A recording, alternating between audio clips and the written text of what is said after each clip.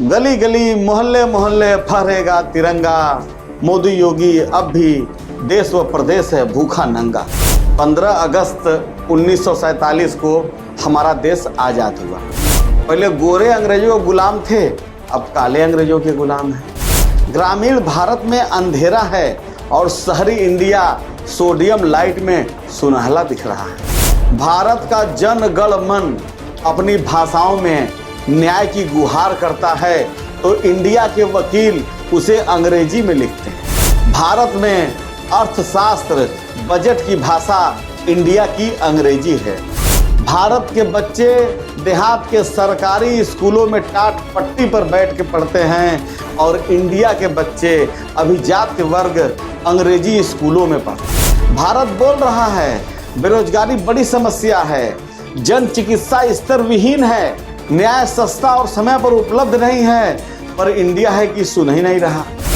भारत आज़ादी से अब तक बोल रहा है पर इंडिया सुन ही नहीं रहा है। भारत सरकार का हर घर तिरंगा अभियान जो स्वतंत्रता दिवस के रूप में शुरू किया गया, उत्तर प्रदेश सरकार जो लगातार कर्ज में है, इसके लिए कैबिनेट से 52 करोड़ रुपया की मंजूरी दी गई है और आरएसएस खुद ही अपने मुख्यालय पर कई साल तक तिरंगा नहीं फहराया। ये भगवा प्रेमी, इनको तिरंगा से प्रेम हो ही नहीं सकता। तिरंगा यात्रा के बाद जो है राष्ट्रीय ध्वज आपको सड़कों नालियों पर फेंका हुआ मिलेगा। इसमें कोई दो राय नहीं कि ये तिरंगा यात्रा राष्ट्रीय ध्वज का अपमान और राष्ट्रीय धन की बर्बादी हो रही है। ये योगी सरकार है जो रोटी कम बेलती है और नई पतोहिया की तरह चूड़ी ज़्यादा खनकाती है। स्कूलों को मर्ज कर रहे हैं, उसके लिए बजट नहीं है। अब 52 करोड़ रुपया तिरंगा खरीदवा के बंटवा के और सत्यानाश कर देंगे 52 करोड़ रुपए का। हर घर तिरंगा बहुत सुंदर विचार है, लेकिन इसका क्रियान्वयन अधूरा और दिखावटी प्रतीत होता है। नमस्कार, आदाब, सत श्री अकाल। मैं अमित मौर्य, आप देख रहे हैं अचूक संघर्ष।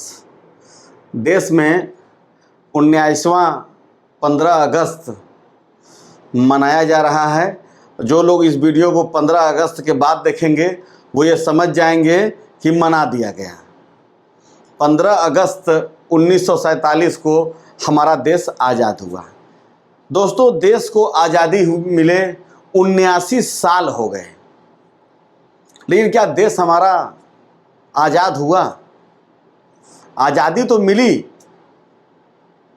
अंग्रेज गए। पहले गोरे अंग्रेजों के गुलाम थे, अब काले अंग्रेजों के गुलाम हैं। भारत आज़ादी से अब तक बोल रहा है पर इंडिया है कि सुन ही नहीं रहा। रोशनी, रास्ते, राशन और रोजगार पर इंडिया का कब्जा है और ग्रामीण भारत असहाय अंधेरे में चीख रहा है। ग्रामीण भारत में अंधेरा है और शहरी इंडिया सोडियम लाइट में सुनहला दिख रहा है। भारत बोल रहा है, चीख रहा है, कराह रहा है, पर इंडिया सुन ही नहीं रहा।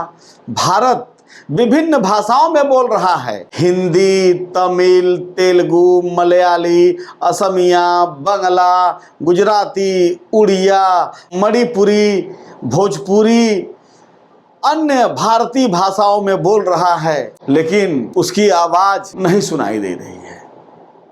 और जो इंडिया है वो अंग्रेजी में सुन रहा है। भारत का जन गण मन अपनी भाषाओं में न्याय की गुहार करता है तो इंडिया के वकील उसे अंग्रेजी में लिखते हैं। इंडिया के जज उसे अंग्रेजी में समझते हैं और फैसला देते हैं। भारत में शीर्ष न्याय की भाषा ही इंडिया की अंग्रेजी। भारत में अर्थशास्त्र बजट की भाषा इंडिया की अंग्रेजी है। भारत के जनगण मन से वोट मांगा जाता है और देसी भाषाओं में फिर इंडिया राज्य चलाता है अंग्रेजी भाषा में।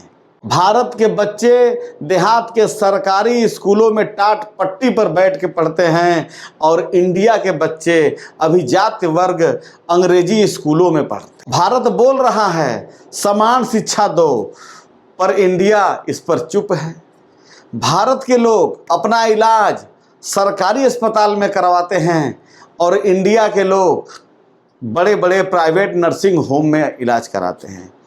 भारत के लोग सेना में भर्ती होते हैं, पाकिस्तान से युद्ध लड़ते हैं, और इंडिया के लोग आईपीएल से जुड़ते हैं, आईपीएल खेलते हैं। माय ड्रीम इंडिया, अब तो सट्टा को भी प्रधानमंत्री प्रचार करते हैं, और इंडिया के लोग भारत पाकिस्तान का मजा लेते हैं।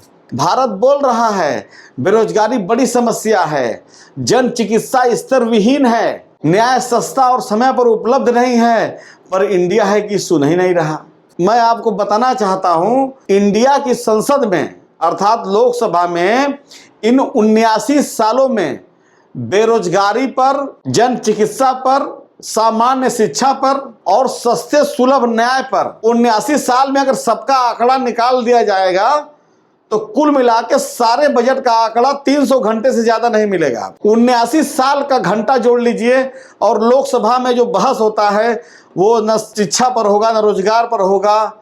कोई कविता सुनाएगा, कोई समोसा बेच रहा है, कोई गाना सुनाएगा, कोई शेरो शायरी सुना रहा है। गजब गजब ये चल रहा है। ये डार्लिंग न्यू है इंडिया। ये हमारे सदन का हाल है। सदन में भाजपा तो जो कर रही है उसका तो लीला अपरंपार है। वो तो नाटक करने के लिए सत्ता में आए ही हैं। विपक्ष भी इन सब मुद्दों पर बहुत चर्चा नहीं करता, थोड़ा बहुत करता है। बहरहाल भारत आज़ादी से अब तक बोल रहा है, पर इंडिया सुन ही नहीं रहा है। अब अमृत काल में नया नया प्रोपेगेंडा चल रहा है। गली गली मोहल्ले मोहल्ले फहरेगा तिरंगा, मोदी योगी अब भी देश व प्रदेश है भूखा नंगा।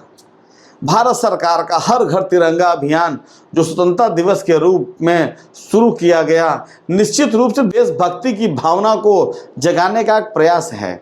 लेकिन इस अभियान के लिए आवंटित बजट उत्तर प्रदेश सरकार जो लगातार कर्ज में है, इसके लिए कैबिनेट से 52 करोड़ रुपया की मंजूरी दी गई है तिरंगा झंडा खरीदने में। वो झंडा तिरंगा 15 अगस्त के बाद वो नालियों में पड़ा मिलेगा आपके। और जो तमाम जो तिरंगा यात्रा निकलेंगे, आजकल इसमें भी बड़ा भर भौकाल चल रहा है। कोई डीजे निकाल रहा है, भगवा और तिरंगा एक साथ चल रहा है। बड़ी अजीब माया है। यह अभियान जो तिरंगा यात्रा है 2 अगस्त से 15 अगस्त तक तिरंगा फहराने की अपील करता है। लेकिन मेरे हिसाब से मोदी सरकार को 52 करोड़ का बजट तिरंगा झंडा खरीदने के लिए सरकारी स्तर से नहीं करने चाहिए। तिरंगा तो हर भारतीय यहां से मानता है ना, और 52 करोड़ रुपया किसी भी विद्यालय में लगा देते, किसी भी अस्पताल में लगा देते।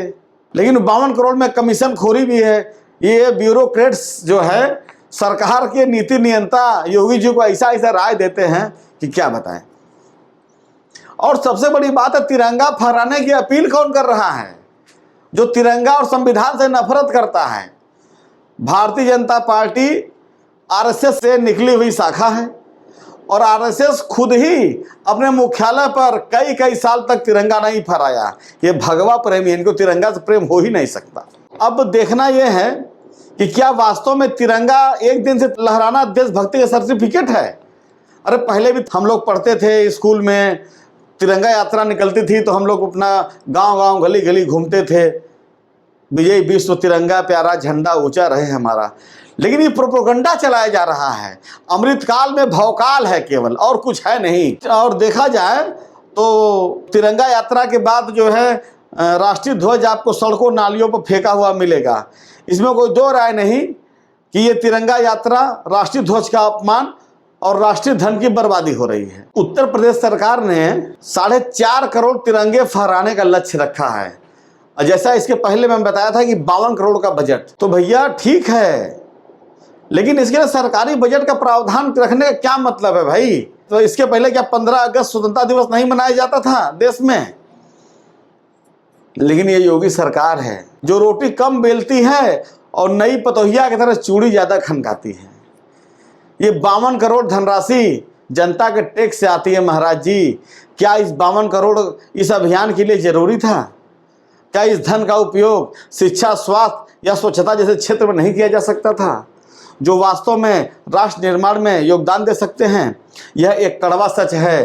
तिरंगे के प्रति सम्मान दिखाने के लिए इतने बड़े बजट की आवश्यकता नहीं महाराज जी, बल्कि जागरूकता और शिक्षा की जरूरत है। स्कूलों को मर्ज कर रहे हैं, उसके लिए बजट नहीं है। अब 52 करोड़ रुपया तिरंगा खरीदवा के बंटवा के और सत्यानाश कर देंगे 52 करोड़ रुपए का।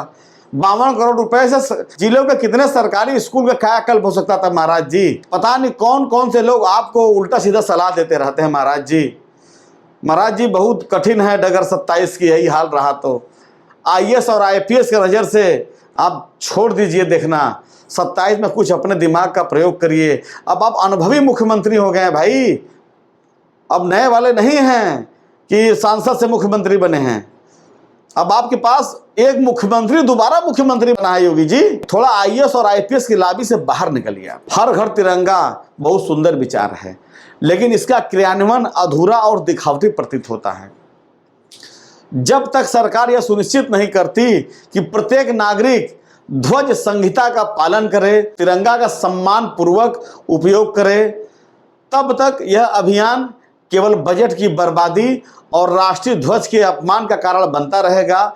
देशभक्ति दिलों में होनी चाहिए, न कि कूड़े के ढेर में बिखरे हुए तिरंगों में। सरकार को चाहिए कि वह इस अभियान को केवल प्राकृतिक उत्सव तक सीमित न रखे, बल्कि इसे सही मायनों में जन आंदोलन बनाए, जिसमें तिरंगा की गरिमा और जनता का पैसा दोनों सुरक्षित रहे। चूँकि 15 अगस्त से रिलेटेड वीडियो बना रहा हूँ, तो चंद लाइन लता मंगेशकर जी ने बोला है अपने देश के वीर शहीदों के नाम, मैं ये चंद लाइन बोल रहा हूँ।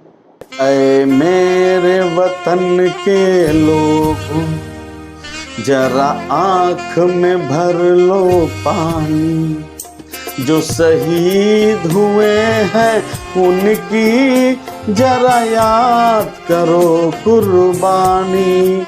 जय हिंद, वंदे मातरम, भारत माता की जय। हालांकि इस शब्द का मैं फिर कभी और डिफाइन करूंगा। नमो बुद्धाय, जय संविधान।